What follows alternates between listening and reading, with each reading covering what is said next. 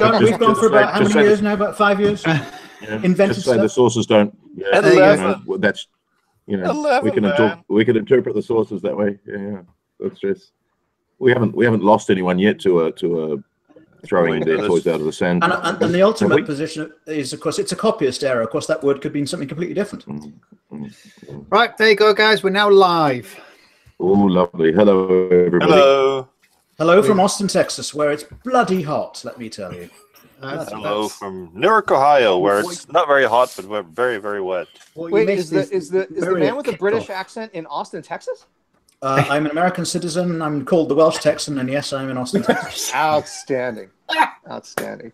I have a flag that's flown over the state capitol, and I have another flag that's flown over the Congress in Washington, D.C. Wonderful. And I pay my taxes. Those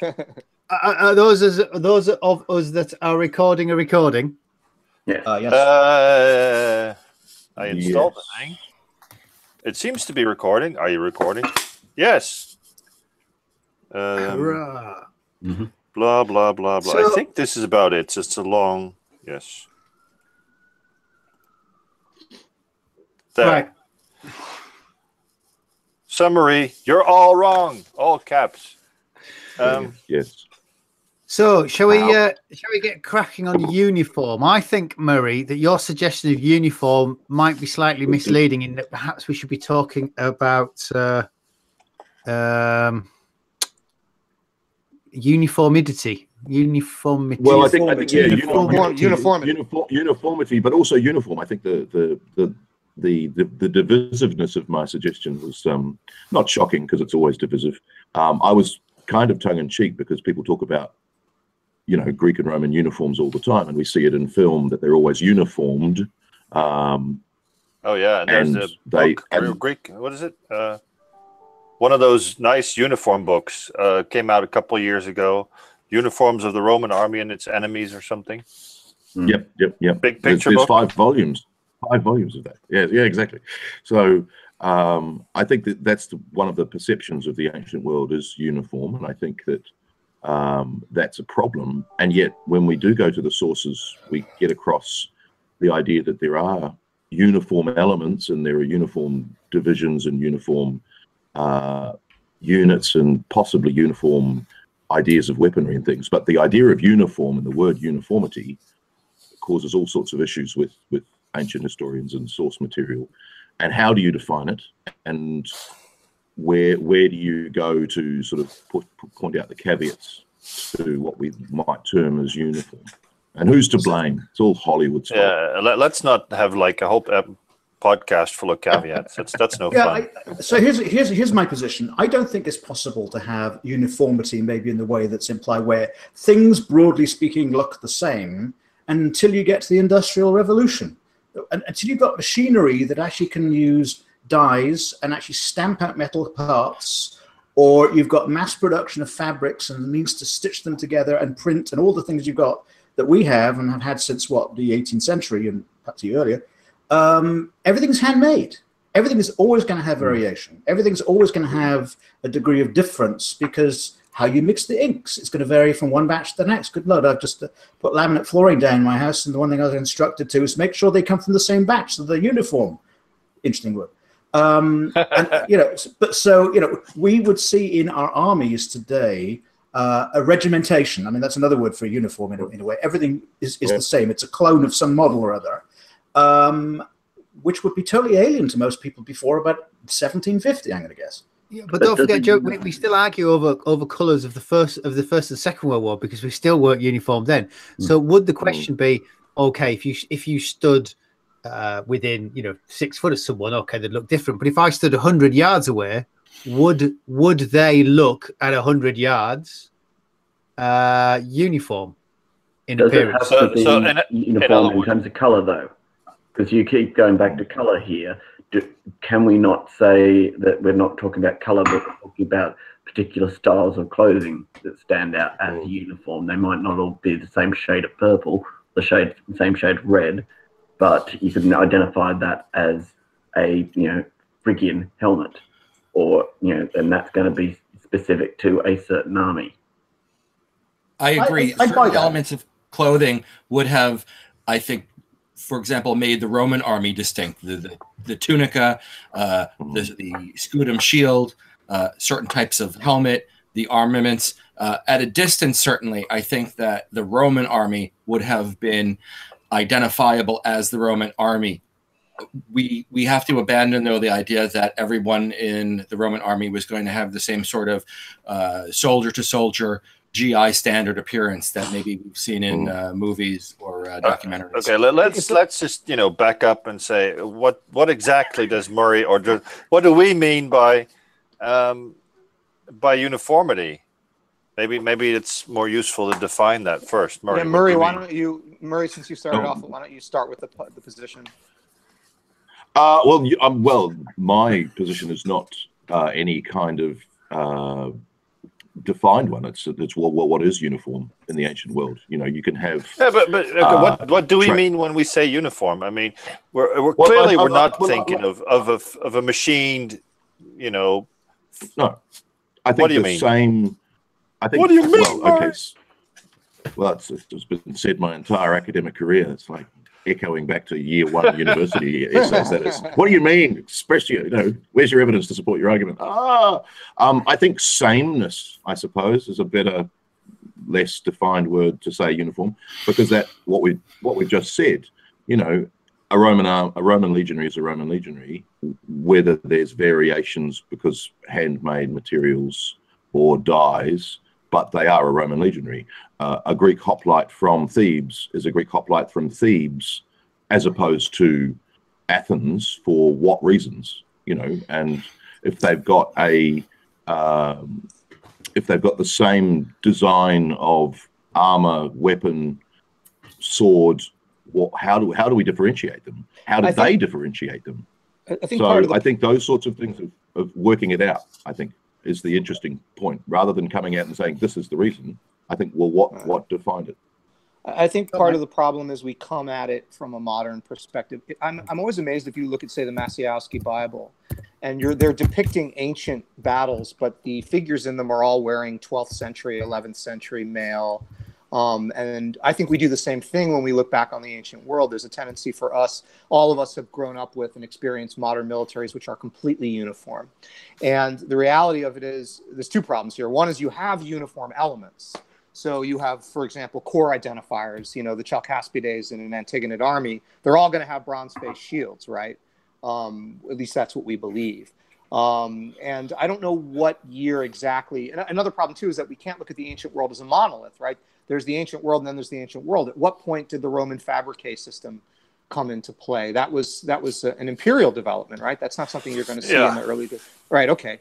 So if you're looking at, early Servian Roman troops, there's going to be a degree of uniform elements. Whereas if you're looking at, Julian troops, there may be more uniform elements that come into play. But I think that the real overarching difference is that there is some degree of uniformity in terms of specific elements on a case-by-case basis in the ancient world, but we cannot fall into the trap, and we often do, and you see this most commonly in illustrations and reconstructions, and in Art 300 makes me crazy. You have these Spartans with these matching red cloaks. Heck, their skin is practically uniform. They're uniformly muscular. They have uniform hair. It's ridiculous. Like, it's beyond ridiculous. And I really think that we are victims of our own modern military experience instead of being able to put ourselves in the shoes of the ancient world, and also able to deal with the specificity and the case-by-case nature of it. So let me throw this in. So I'm looking at the Apple dictionary that I've got on my computer here, and it's an adjective, it's a noun, and it's a verb. And the adjective is not changing in form or character, remaining the same in all cases and at all times. The noun is the distinctive clothing worn by members of the same organization or body.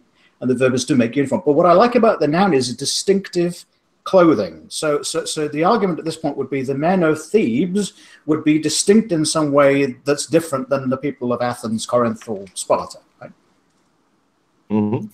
I mean, well, I can tell you one thing, with at least we know from sources, I'll give one example. Polybius, right? I know from Polybius that if I'm talking about a Roman legionary from a specific period, that he is going to have 3 feathers on the top of his helmet, to make him appear taller. And you can make the argument, you can attack Polybius and say, well, that's just one source. He may not have been describing them all. And I guess it also depends on the translation. But that's a uniform element that I could say is distinct to a Roman. I don't hear. Yeah, but that thing, I was thinking of it too. That's one section in Polybius where he specifically says soldiers with this level of income, and then he truly enumerates. He divides the hastati, the principes, the triarii by certain kinds of armor and weaponry. Right? That's what you're thinking of, right, Mike? I think that's where the quote is with the feathers as well. Yeah, it's the same place where he talks about interval dressing and how the scutum is constructed and all that stuff. But that's almost the only one I can think of, and it leaves room for a lot of variety because it's a militia army at the time. They basically say, all you have to do is turn up. If you're a princeps, you have to turn up with a helmet. We expect you to have, 2 pila, maybe a mail shirt, and a scutum, and a sword. Philip's conscription diagramma. You're going to get busted. I'm going to fine you this many drachmas. You guys know what I'm talking about? Mm-hmm. I'm going to fine you this many drachmas if you don't have a hemithoracian. If you're an officer. If you're a chiliarch, you have to have this, or you're getting fined. If you're a regular guy, and of course I don't have the document in front of me, so forgive me if I misquote. You have to have 2 greaves, or you have to have whatever. That's a uniform expectation, right? But I think the problem is then like you get an artist who recreates it, and all the greaves look the same. And like that's, I think that's where you get into the difference. Like I'm willing to buy based off of Polybius or based off of the conscription diagramma that these elements will all exist, but I'm not willing to buy that all the greaves are the clip-on type with the muscularity of the calf embossed into the metal, as opposed to a more simple strap-on type like we see in the tomb of Lyson and Callicles. But again, the existence of that's uniform equipment, even if there's diversity in the presentation of the equipment. Could we not also say, like, in terms of going to Alexander and successors, you've got the silver shields, and there's sort of an emphasis there upon their uniformity, but is that sort of being emphasized because it's unusual that there is such uniformity? So could that not argue against there being uniformity in the rest of the army? Well, I think the interesting thing when you're going back to that, maybe that is the uniform, as in, everything else could be different and have variants, but they were silver shields, like the apple bearers in the Persian army that Herodotus describes, and that we assume, therefore, because there's no description in Arrian, that they still exist. That they all have these apples on their spears, therefore that's their identifier. Much the way that when we look at Trajan's column, which is interesting because it is uniform in the sense that those legionaries are all depicted exactly the same in a way that is very, very modern and very 19th, 20th, 21st century, and yet we turn around as historians and criticize it for being, that's not the right size of a shield, the shield's the wrong shape, the shield's the wrong proportions, and then when clearly that's where the evidence for the leather lorica segmentata, because clearly I disagree with this interpretation, but I stood next to a cast of Trajan's column and discussed this with another well-known ancient historian who literally said, but the Roman soldiers were so muscular they would that would show through their leather segmentata. Oh, good Lord, really? I kid you not. So what does the Corbridge hoard prove then in that case? That's not made of leather. Jasper, you and I just got into this on Facebook today, is that artistic representations are frequently idealized. And I'll give you a perfect example of this is, like, you're talking about Trajan's column. I always go back to the Paulus monument. I mean, like, what's left of it. It's really hard to interpret that monument. I mean, I think we attacked that interpretation. Sorry, not attacked. Provided a polite counter to that interpretation in a recent issue of Ancient Warfare. Yeah. But you have all of these Romans on that column depicted, regular battle, assumingly line infantry with, bronze muscled cuirasses. And I mean, come on, man, like, that's expensive kit. And I'm not going to buy, Angus McBride, God rest his soul, did a great reconstruction of Pydna in an early Osprey book, which is executed to the Paulus monument. And he has all of the hastati in these bronze muscle cuirasses, which they can't afford, at least not from what I understand of the period. So I just think that art... Not in the 2nd century. Right. So I just feel like that art is going to represent what the artist wants us to see of that. Well, it's making the hero out of these people, isn't it? It's making perfection out of what is going to be a handmade mediocrity, if I could be really controversial. So what we're seeing, of course, is also without the paint, so we have no detail on all the little bits that go in the sculpture that are missing. But from the traces, I mean, you would have the impression these funerary monuments, the fabrics are beautifully embroidered and colored and all this sort of thing. So these things are designed to impress, and the artist will actually make them even more so.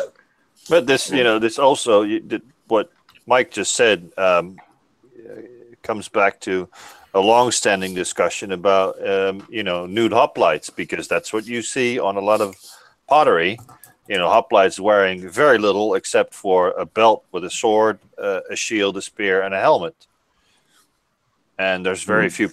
There's people who say, well, if you're standing around in the Greek summer sun, then the less armor you're wearing, the better. And besides, you've got that enormous shield that's going to protect all the sensitive. But again, it's a other people say, meme.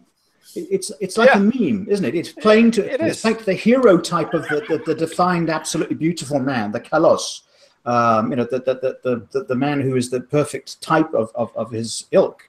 And then the identifying distinctive armor pieces that say define him as soldier or enemy or whatever the trope is. And it's out of copyright, so it won't be a problem with, as they said, with memes as the new EU. But in the debate on uniform, I think the interesting thing about that is the ancients clearly have an idealized concept of uniform anyway.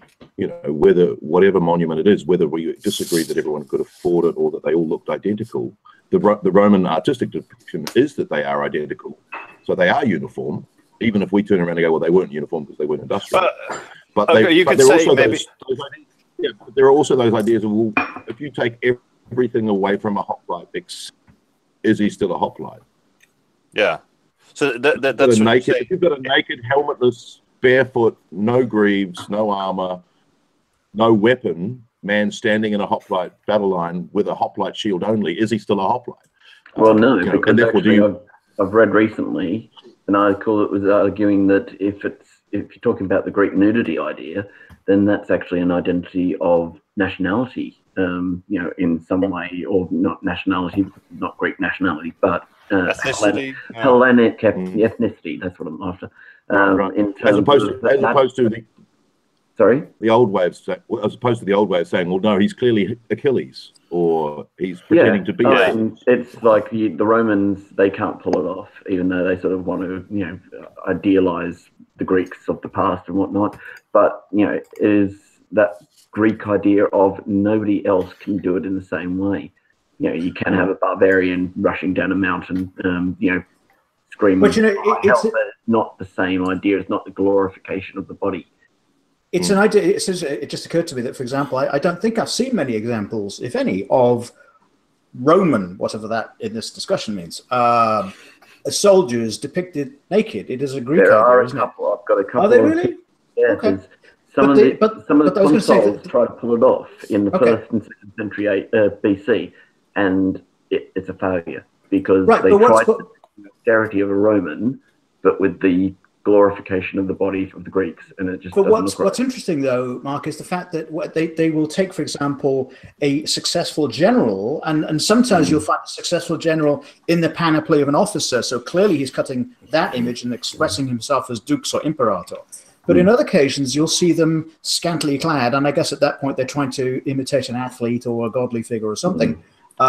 So it seems to be that marks out the Roman psyche is different than maybe the Greek peninsula. Yeah, I think that there's a lot of trauma in the Roman cultural psyche from Brennus in 390 and the sack of the city, and I think that Gallic. I think, and look, I'm basing this on admittedly thin ground, but it feels to me like that was a very traumatic event in the Roman psyche, and I think that there was kind of a allergic reaction to anything Gallic, and and Gauls are known to fight naked, and there's a lot of historical evidence for that. So it wouldn't surprise me if Romans. But there's no evidence for the Greeks fighting naked, and it's a symbolic element. It's not that.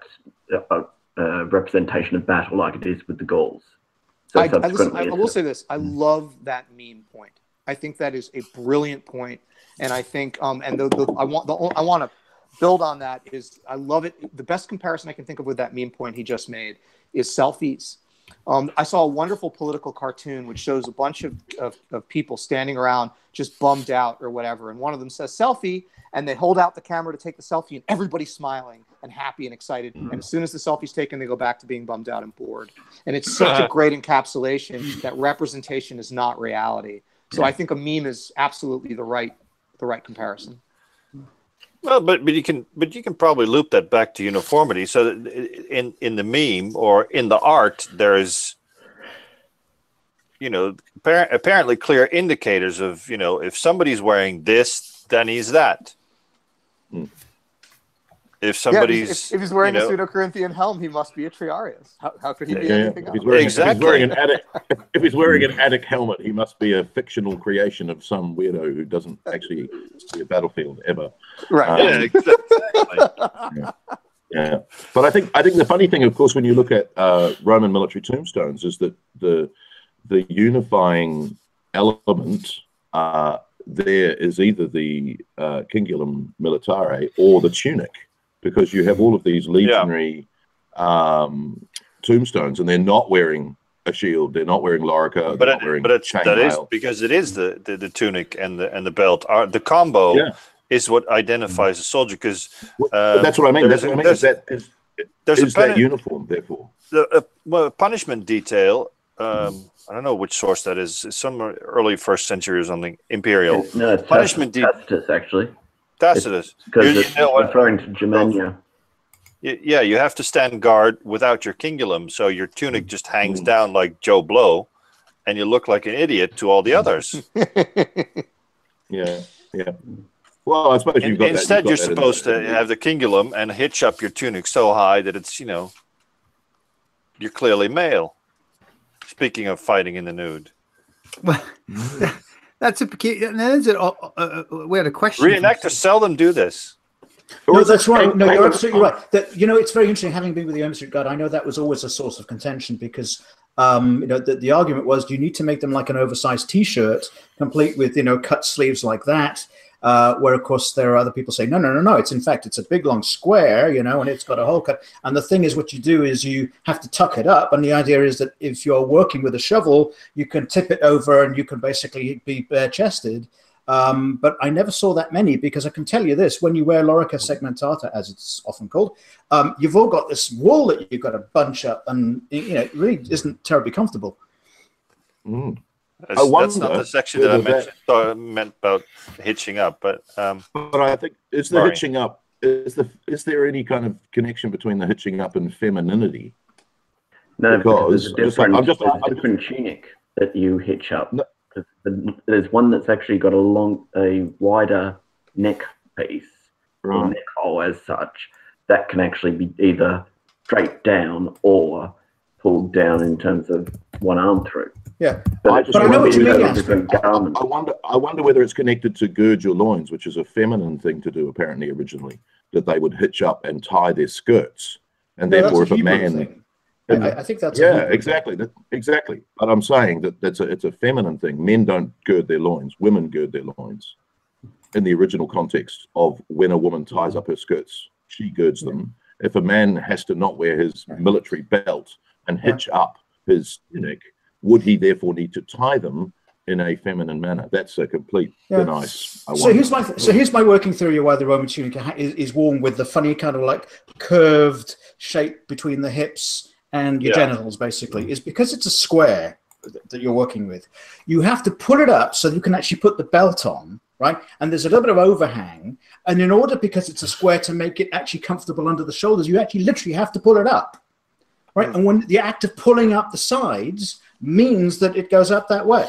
So it's a function of the practical wearing of a square tunic. This is why experimental archaeology is so critical, and why what groups like the Ermine Street Guard do is so critical. And the one thing we're not talking about, because it's, I guess, a little squicky and embarrassing, is that running and fighting without support for the testicles and penis is problematic. It's the truth. And that,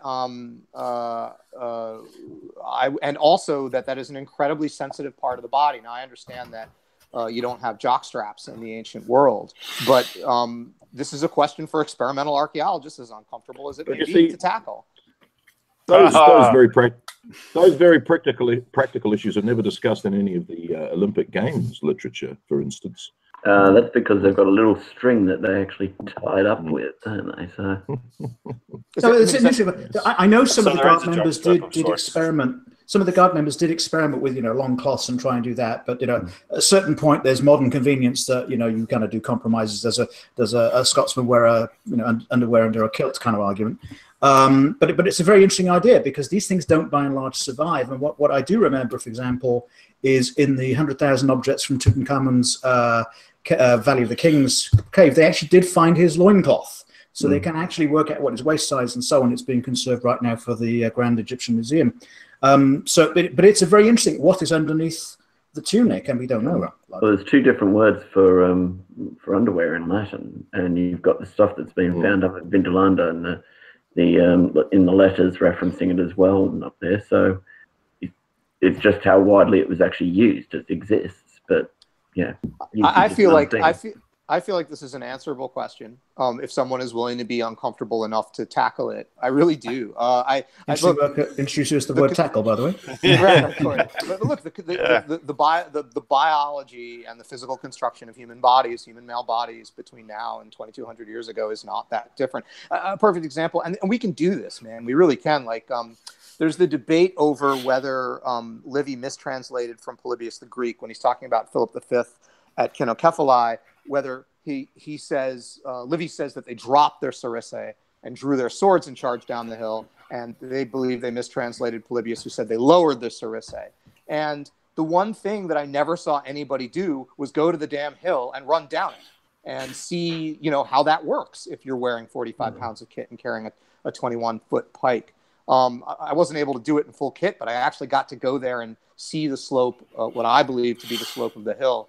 I know, Jasper, someone's going to debate me on this, but this is the kind of thing where I really feel like groups like the Ermine Street Guard and people who are into that, these are answerable questions. I mean, obviously not to a certainty, but we could get closer. Yeah, you can postulate different theories. Do this results in this set of pros and cons and so on. And I think it's a very good idea. Yeah. This made my junk hurt. I couldn't fight like this. I would love to know how you actually title that sort of article. I think it would be perfect. I think that was it. There, this made my junk hurt. I think that's a perfect academic article title. That's an article. That's an attention grabber. That's for sure. Translate that into Latin. So Angus, you're going to have to preface this whole thing like they do with public television over here, by the viewer discretion is advised. Yeah, I'm sorry. I lower the bar in every conversation I enter. I apologize. So if people left the YouTube channel in mass, or how many have we had any chat comments about how dare you mention the P word? Okay, chats are all quiet. So if we have we're all stunned and amazed. If we're dubious of about people wearing sort of some form of uniform, could we say that it's perhaps there's ways of is there an argument for fashion perhaps rather than uniform? Absolutely. Is that a better way of putting it? Obviously, the military will have certain things that men are expected to have, but is it more fashion than uniform? It is. Speaking of Roman tombstones, that's pretty clear that there are fashions You get in the 3rd century, the belts change around from the Kingulum to the they call them Baltius or the Ringschnallen Gürtel, because they have a different closing device for the belt, and you get these really long belts that loop and loop around and then get split at the end, and then you put danglies at the end so you can wave them around. This is all part of Roman soldiers clearly like their bling, and somebody invents better bling, then everybody gets that, and I'm sure that's the case everywhere. And there are various. But I have to remember, Roman soldiers get the way they. At least there's a good argument to be made for, at least in the imperial army, that Roman soldiers carry their personal savings on their body. They just they buy a blinger helmet. They have or they have silver studs on their belt, or they put Caesar criticizes the men for decorating their shields too much and showing off all their wealth, doesn't he? This comes from a guy who wears knee-high red boots. So, do you really want to take his word at that one? Patrician boots, man. They're part of the office. No, they weren't patrician boots. They were boots that he claimed were his ancestral right from the Alba Longa priesthood. I can get away with it, but you can't. But therefore, it's a part of the Alba Longa priesthood uniform. But that didn't excuse the frilly sleeves that he wore on his tunic. So, this guy, he was Julius. What can I say? We'll call him. Yeah. I mean, and there's such an abundance of examples. Granted, the two that are coming to mind from later periods of military adopting, either following the fashion or influencing the fashion. The best example I can think of is when I was a kid, I went to the Met, and I would see these Helmschmied suits of armor, 15th century suits of armor, and the sabatons, the solerettes, would have these long toes. And I used to think that those were spikes that the knights would kick people with. And of course, they were metal imitations of the shoes of the period. And that is totally impractical. They are completely impractical for military convention. There's no good reason to have your sabatons have these long points on the front of them that aren't even particularly sharp. The other example I can think of is from Iraq. When I first went out downrange for Desert Storm, there was such horrific anti-Islamic and anti-Arab sentiment, and the idea of adopting the dress of the Indij that we were fighting with and against. And literally within 6 months, I remember people started taking the ishmach, which is the cloth, and now you have these army green versions of the ishmach that every scout sniper has around his neck, and also now have made their way into civilian clothing. It's like a fashionable thing. Even if you've never served, you'll see people in Brooklyn walking around with army green ishmachs. Well, you get the same thing in the Alexandrian campaigns, that he goes through Persia and they're all the effeminate Persian warriors. How dare we? And then boom! Oh, we're all adopting Persian dress now. That's right. What's going on Pants here? are actually comfortable. Trousered Gaul, Gallia Narbonensis, and then all of a sudden, like, trousers are really comfy. Be a man and wear a short skirt.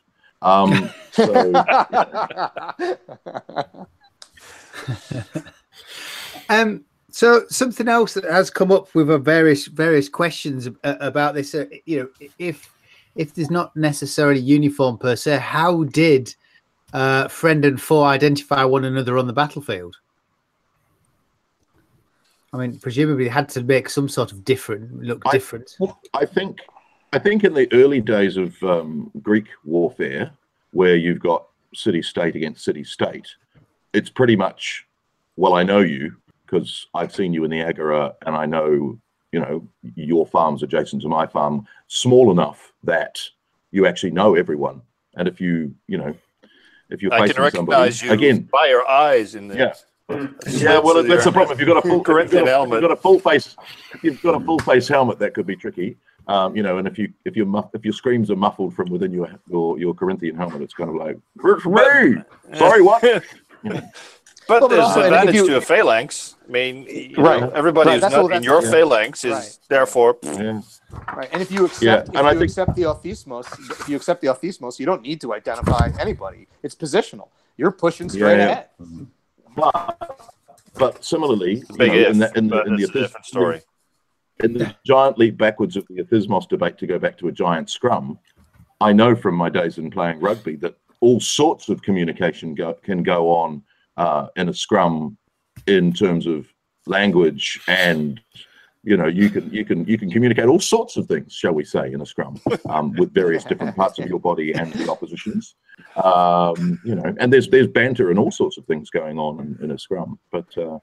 Well, my contribution to this debate then is, of course, and it was covered in our issue about AD 69. There's that famous battle on the Via Postumna, where assumedly the one side during the darkness picks up the shield of the other side and is able to infiltrate their lines. So the implication from that is the shield devices, the blazons, are unidentified for one side as opposed to another. Right. And of course, then you have the Notitia Dignatum, which seems to show all sorts of different shapes, colors, and sizes as badges. As identifiers of units. So at least there's those two data points. The Roman art strongly suggests that there is maybe on a per unit base some kind of shield design, and that not be strange, I suppose. And there's a continuum in that when you start to look at the amazing number and variety of flags in later warfare that are dazzling in all of their, like, how many flags are there, but they're as diverse as all of the Notitia Dignitatum shields, for instance. It's like, well, there are shields, but that tells you that that's from the the sixth cohort of the such and such and the so and so who are stationed there. I know where they're from. Okay, gosh, how do you But then when you meet a heraldic expert who can tell you exactly where someone's from based on the heraldry of their banner, or even in modern terms, when you've got veterans walking around and they read each other's ribbons on their chest like shorthand, they can tell you what campaign they were in, they can tell you when they were there, they got that bar, they got that band, they got that band. And that's amazing when you see a vet from 50 paces look at a tiny little thing of ribbons on the chest, go, oh, that person's been here. And you're like, what? So I think it could be done. Yeah. Identifying friend from foe is a big question. I think that with regard to the Romans, I think that the Roman army from a distance would have been very easily distinguished from an army, a barbarian army, for instance, by the amount of body armor worn by all of the legionaries, possibly the organization of the ranks, a number of different signifiers that would have said, well, that's the Romans. Bringing up the point just made earlier, though, in the Roman civil wars, of which there were very many, identifying your opponent from friendly troops would have been much more difficult. And so they probably would have had to have adopted some sort of either shield device or some other signifier or insignia to distinguish them. But it's interesting also, but going back to the Battle of Cremona, for example, what's interesting is also in the darkness, people cannot tell the difference. So you actually have this chaos as being described by the sources, where actually their own sides are actually it's friendly fire, if you will, because these insignia are not distinctive enough in the moonlight to be able to mark them out from one side from the other. And that's exactly right. We have to accept the possibility or the probability of blue on blue stuff. I'm just reading now The Crucible of War, which is about the 7 Years' War, when units were much better identified and there was much greater uniformity. And it's basically a tale of friendlies firing on friendlies, one or two volleys before they figure out who they're aiming at. Do we have any evidence? What evidence do we have for units, certainly Roman units, individually, painted shields and emblems like that? Do we have much? Well, there's evidence. I think there's the one from Tacitus that Lindsay mentioned, and there's Notitia, and then there's art. That's and this talk, for example, the 5th Legion Legio Alaudi, for example. Apparently, the Larks they had some sort of feathers or something that marked them out. And of course, there's a famous, I was going to say, infamous book which actually very carefully maps out every single legion and puts all the little emblemata on there. From Trajan's column, is it Legions of Rome? Is it Legions of Rome? Hold on. I'm really not going to mention it. It's an Italian author, I think, who tries to identify every single unit on Trajan's column. Big black Yeah, I got it. Hold on, I'm getting it. I didn't want to implicate anybody, but I just thought it was a gallant attempt at imaginative reconstruction. Is that it? That's it. Yeah. I've never seen that. I've never seen that. You've caused the landslide, Lindsay. You've caused the landslide. You can't back away now. I have the shields in that, but they're problematic at least. Yeah. It would have been a difficult thing to do. There's a story that comes out of Livy, dating to 340 BC, in which the Romans are fighting their erstwhile Latin allies. Now, this is a battle that's famous for two big reasons. One is that it involved the sacrifice of a consul in a devotio, and he more or less charges and he gives up his life. But at the same battle, and that was Publius Decius Mus. But in the same battle, there's a consul called Titus Manlius Torquatus, and he had given strict orders to the Roman soldiers to stay in line because they're fighting the Latins. They can't tell by language who's whom, and they needed everyone to stay where they were, so there was no blue on blue fighting, no accidental mix-ups. Is that true? Is that actually what the connection that Livy's made? This is not a disciplina thing. This is actually because of recognition. Well, this is the connection. That's the analysis of what's happening.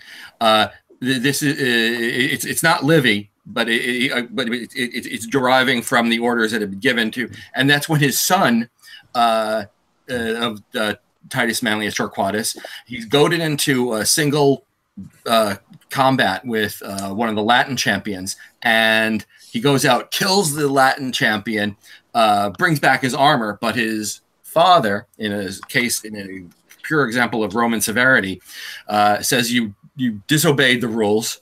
And he executes his son. He has his lictors come off. They set him up against a tree, chops his head off. And the point being is that by keeping everybody in line, that was the only way you were going to be able to distinguish these two armies. So keeping your forces distinct from one another when you're involved in some sort of either a civil war, which is pretty much what this Roman Latin fight was. It's a very difficult thing to do when everybody is more or less attired and armed in the same fashion. Now, the way that the Welsh dealt with that in the 13th century was they took leeks and they put them in the helmets, and that made the Welsh side clear. There you go. Men of Harlech. Yeah. Thank you very much. I wonder something else about, if this idea of uniform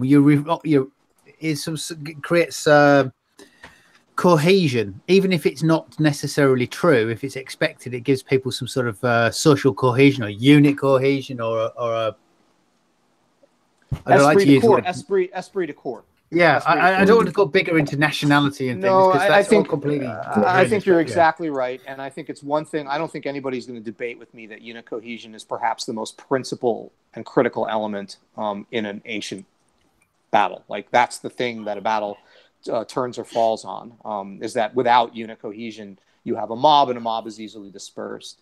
And we all know from military experience from any period how critical esprit de corps is. And that's true, I think, in almost every military experience, and you can find an abundance of information to support that. So, I mean, I can't say, I don't know that I have evidence off the top of my head to say that that's a deliberate effort, but man, is that incidentally supported. Okay, so the question is, where does it come from? I mean, going back to the Greek city-state, if you already know everybody and you know it's our city against them, do you need a uniform to reinforce that, or does a uniform replace that at some point when you're, say, all Roman soldiers and one has been recruited in Spain, the other has been recruited in Italy, and one is from Noricum, and you're all on the British frontier? Is that the point where you have to be sort of where a uniform or similarity, and however you want to call it, becomes essential? Yeah, but and then you have, of course, all the religious ceremonies and the standards which the Romans have. Is it the standard that everybody projects their unit cohesion on, or what about a galvanization measure? I mean, look, I'll tell you one thing, guys. Combat is scary. It's really, really scary. And the only thing you want to do when you're getting blown up or shot at or whatever is just get the hell out of there. And I'll tell you, knowing that I had the American flag sewn on my clothes kept me from doing it, because it would have been, I'm carrying that with me. And I understand that that's silly when you think about it from a practical perspective, but and also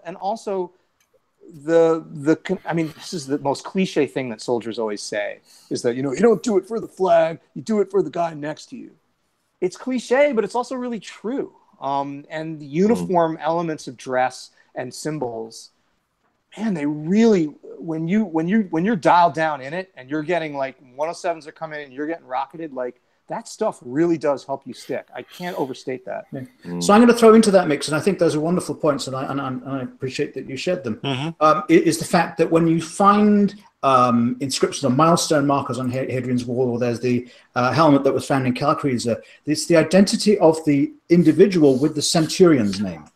So I wonder whether, in fact, the identifier is it's a standard, but it's actually a man.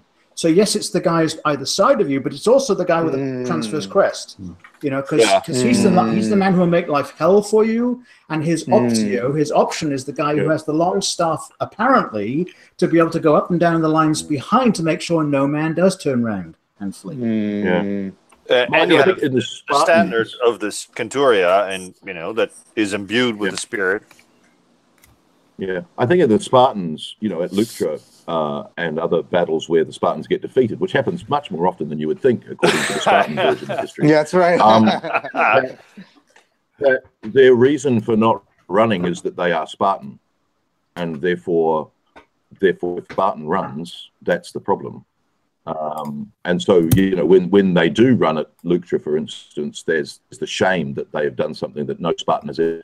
And even, you know, Ephialtes and who's the one who survives the Battle of Thermopylae by being told to go and, you know, and kind of reluctant. Sort of, there's that.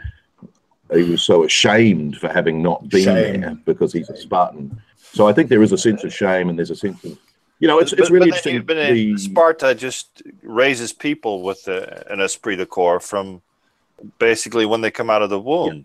You might say beaten into them, you could actually say. Well, but I mean, everybody does that. Like, I'm sorry, like, the myth of Spartan military superiority just sticks in my craw, especially when in the United States we have this whole adaptation post 300 of the Molon Labe. I call it the moron label.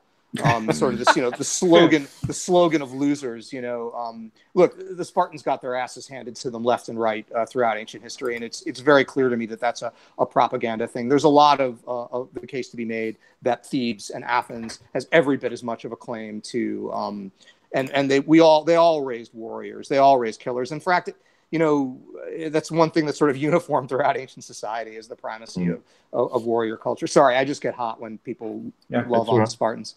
And I think in a sense that was behind Thucydides' accounting of the history, was a democracy can take on this kind of militarized autocracy and actually can do okay. Actually. Yeah. But I think it's also very interesting when you look at the sense of uniformity that they have in the Spartan homoioi, that they are, you know, they are Spartans, whereas you don't get the same idea in Athenians. Don't sort of, you know, they don't necessarily identify. What about by the deme? Like, don't you feel that way about your deme? Like, that's a different, you know, the demes of Attica being from a particular deme.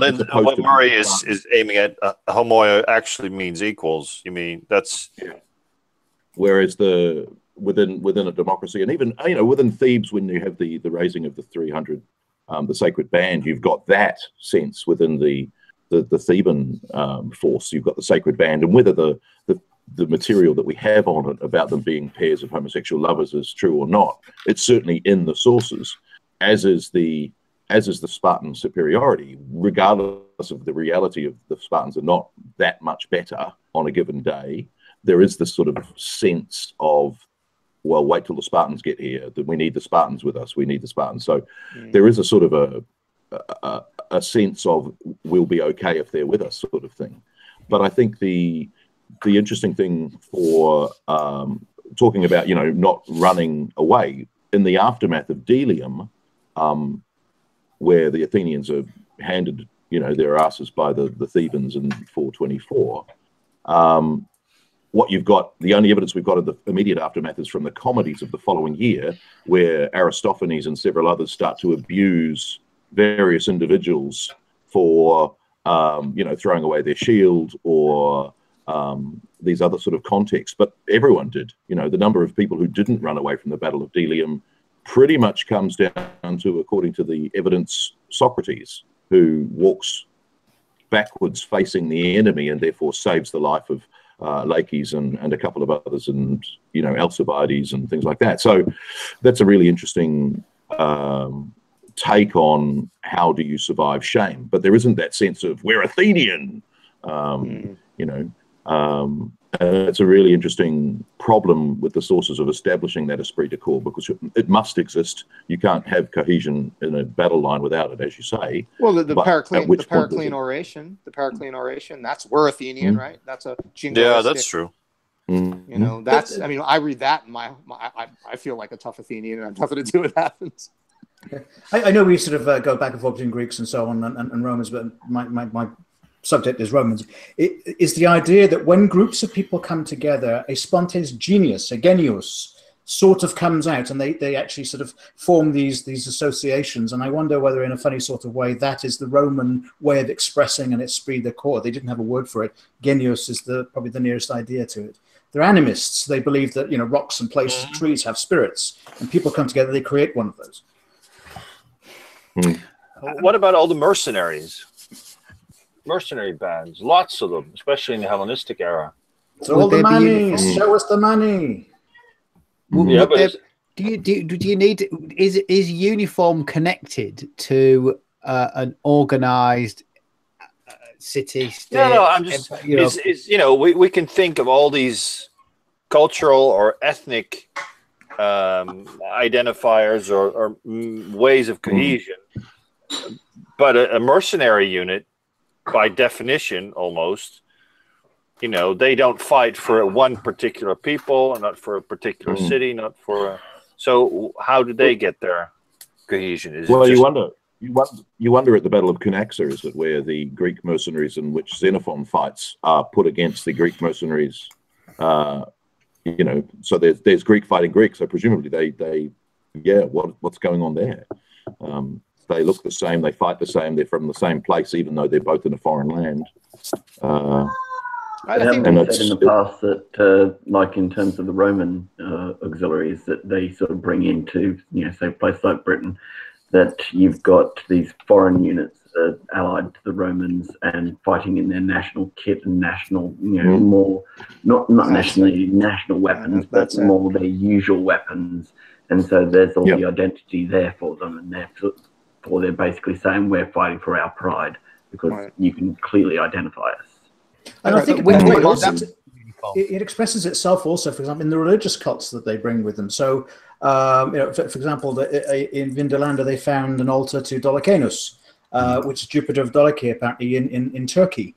So there's also cult issues there. And going back to that battle of Cremona, for example, when the sun rises at a certain point, the army turns around and, gosh, there's the sun god. He's with it. So I think there are these cultural identifiers too.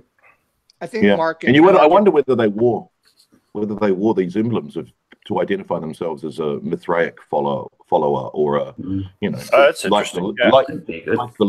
the leaks in their helmets. Well, he's from Mithras, he's one of us. Da da da da. And of course, when you have civil war, that's all blown out the window, because it's like, well, I'm a supporter of Mithras too, but it doesn't mean I'm not going to stab you.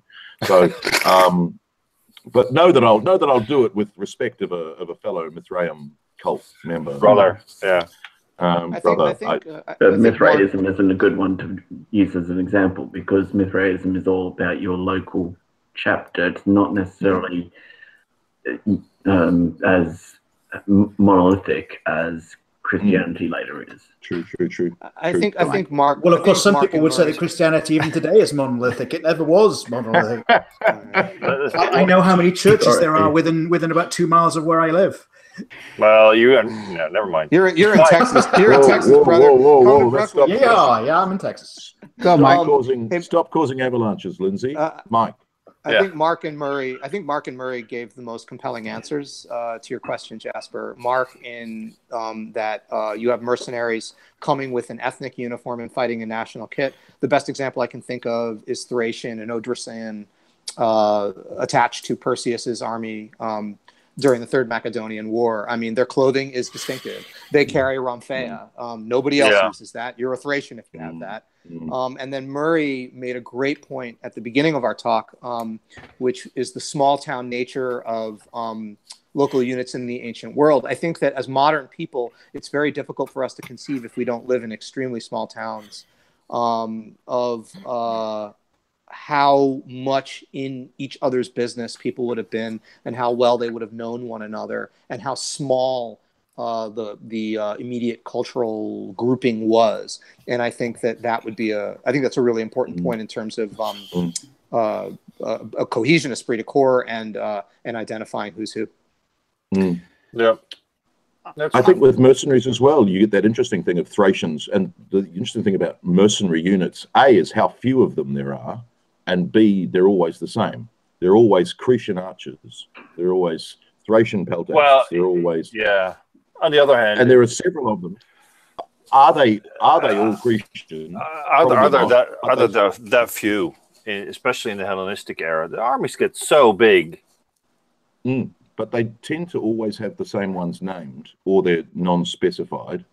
But that's the argument. Are they actually a style, or are they like the Balearic slingers? Yeah. If you're a Cretan archer from Athens, you identify as a Cretan archer because of what you wear and how you fight and what your weapons are.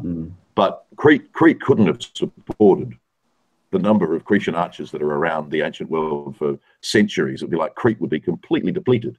And what if you were a Cretan and you didn't want to be an archer? My eyesight's a bit crap. I want to be a hoplite. Well, sorry, with Crete we don't have hoplites.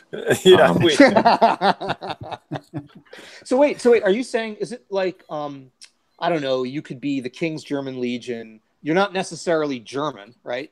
This is, or I'm the, 58th Hussars. You're not really Polish, right? This is just what the unit is. Is that what you're saying? Yeah. I wonder whether that's happening in the named mercenary units in the ancient world. Because Cretan archers turn up in, they're in Caesar, they're in Alexander has them, they're in all of the Diadochus. They're very small units. Yeah, there's 200 of them. 200, and it's funny because I had 1,800 archers. 200 of them were Cretan. You're like, why specify 200 Cretan archers? That's one of those interesting things. Like, we're describing an army of 35,000 people, and there's 200 of those guys, and that's worth mentioning. Yeah, that's the interesting. But this is the thing that supports Murray's initial point, right? That totally supports Murray's initial point, because I could see that as that's one village or group of villages where everybody grew up shooting bows because that's how they hunt in that village, and they all turn out together. Totally supports Murray's point. But I don't think it's any different than, for example, the Romans and the Batavi. I mean, they're elevated to the state. They are the weapon that you want to be very careful with, as they kind of described in the sources. So you mention them in your deployment because I got them and the other guy doesn't. Yeah. But it's also interesting. Although sometimes it's like he had 500 Cretans and I had 450. I still won. Yeah, you get the Cretan arm race later. But the interesting thing is in the Anabasis, you do have the sense that the 200 staff slingers are not a unit. They are gathered as a unit by Xenophon because they all come from the same area and are skilled with the staff sling, and he forms them into a unit. Prior to that, they were fighting as hoplites within the army of Tissaphernes, and then they're brought together because they have this skill. So I think there's all sorts of things going on there in the sense that, but he also has 200 Cretan archers. So, so it's like a standard. Everybody has that. Who weirdly, of course, they also wear shields, which is like, what's going on? How can a Cretan archer have a shield? What's going on with that? That's anyway. More than one, I think. It says it. Well, anyway. Yeah. Oh boy. True. Here's a question I wanted to throw out for you gentlemen. To the extent that there was any sort of uniformity in the ancient world, I'm looking especially at the Roman army. That was the army of the ancient world. Once Rome fell, it was pretty much the only town in Europe and for most of this period, and we go into the early medieval period, did uniformity survive or did it disappear? And if so, what does that tell you about the Roman army as opposed to whatever came afterwards? Because if we could look at the early medieval period, you want to call it the Dark Ages or what have you, and say, well, uniformity pretty much disappeared except for maybe a few very basic pieces of kit. What was it that made the Romans distinctive compared to, let's say, the sub-Roman Britons or the Franks or what have you? Mark, I was going to say that's a different podcast. That's the Medieval Warfare podcast. Well, I'm trying to more or less get to the point that I think there was some sort of uniformity among the Romans that I think disappeared. And no, not necessarily a uniform, but there was, you didn't have state factories making the helmets and shields and spears anymore. People didn't have to purchase the same sort of long-sleeved tunic that they wore in the 4th and 5th centuries BC. And with that gone, I think that uniformity declined. So I'm essentially making an argument. Okay, go ahead. What I was going to say was, does that make, because I'd been thinking about language, funny enough, because I've been reading a book about language, but I thought if uniform and standardization might be for Rome a way of galvanizing a lot of different places. Of making people feel as one, to be able to put some form of standardization on the military. So if wherever you are from the empire, once you're in that unit, because well, it might be, but I don't think there's the evidence is there, because it's from like purchase notes, we know it just somebody needs a bunch of tunics for a unit, and they just write a note to the nearest weaver. And they say, I need that many tunics. I don't think that, though. I think Angus is onto something. I would agree. Certainly, look, and also I don't think that necessarily, Jasper, it conflicts with what you just said. I don't think that kind of mass note you're describing is in conflict with the idea that you have a polyglot, a polycultural, imperial army. That's certainly the case in the Hellenistic world. It's any of the successor kingdoms is fielding troops. I mean, look at the Seleucids. You have people from Bactria, you have people from India, you have people from Thrace. These people are wildly different and wildly polyglot. And we all know that uniform, and again, we don't necessarily have to be talking about total uniform, but even uniform elements help create cohesion. I agree about that.